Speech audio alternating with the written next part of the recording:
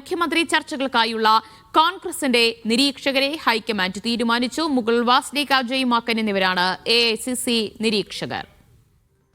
D Dhanasumod വിവരങ്ങൾ നൽകും. ധനസുമോദ്, അങ്ങനെ 2 നിരീക്ഷകരെ ഹൈക്കമാൻഡ് ഫിക്സ് ചെയ്ത് കഴിഞ്ഞിട്ടുണ്ട്. ഇവർ രണ്ടുപേരും നാളെ തന്നെ കേരളത്തിലെത്തില്ലേ?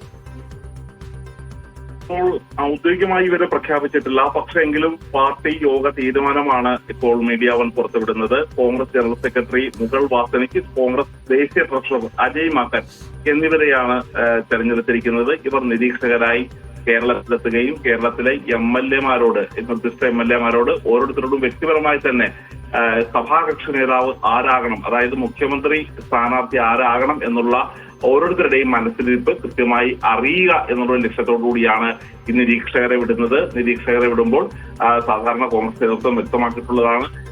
BJP ദേശീയ നേതൃത്വമാണെങ്കിൽ എത്തിയിട്ട് ഒരു പേര് അങ്ങോട്ട് അടിച്ചേൽപ്പിക്കുകയാണ് ചെയ്തത്. പക്ഷെ ആ തരത്തിലായിരിക്കില്ല ചെയ്യുന്നത്.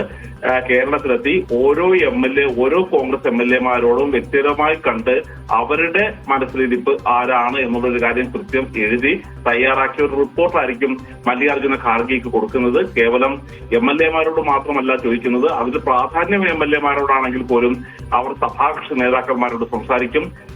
കോൺഗ്രസിലെ കോൺഗ്രസ് എംപിമാരോട് സംസാരിക്കും. പ്രവർത്തക സമിതി അംഗങ്ങൾ, മലയാളികളായ ശശി തരൂർ ഉൾപ്പെടെയുള്ള പ്രവർത്തക സമിതി അംഗങ്ങളോട് സംസാരിക്കും. മുൻ KPCC അധ്യക്ഷന്മാർ മുല്ലപ്പള്ളി രാമചന്ദ്രൻ, VM സുധീരൻ തുടങ്ങിയവരോട് സംസാരിക്കും. AK ആന്റണിയോട് സംസാരിക്കും. അതിനുശേഷമായിരിക്കും ഒരു അന്തിമമായ ഒരു റിപ്പോർട്ട് ഹൈക്കമാൻഡിന് സമർപ്പിക്കുക. ഈ റിപ്പോർട്ട് സമർപ്പിച്ചതിന് ശേഷമാണ് കേരളത്തിലെ മുഖ്യമന്ത്രി ആരാണ് എന്നുള്ളൊരു കാര്യം പ്രഖ്യാപിക്കുക. ഏതായാലും മറ്റു സംസ്ഥാനങ്ങൾ പോലെ വളരെയധികം ബുദ്ധിമുട്ട് ഏറിയൊരു പ്രവൃത്തിയോ അല്ലെങ്കിൽ വളരെ പെട്ടെന്ന് ചെയ്യേണ്ട ഒരു കാര്യമല്ല കേരളത്തിലുള്ളത്. കാരണം BJPയുടെ വലിയ ഭീഷണിയില്ല. നേതാക്കന്മാരെ MLA-മാരെ റിസോർട്ടിലേക്ക് മാറ്റേണ്ട ഒരു ആവശ്യമില്ല.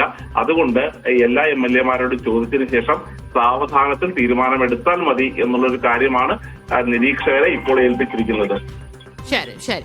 എന്തായാലും മുഖ്യമന്ത്രി ചർച്ചയ്ക്കായുള്ള നിരീക്ഷകരായിട്ടുണ്ട് മുകുൾ വാസ്നിക്, അജയ് മാക്കൻ. ഇവർ രണ്ടുപേരും കേരളത്തിലെത്തും.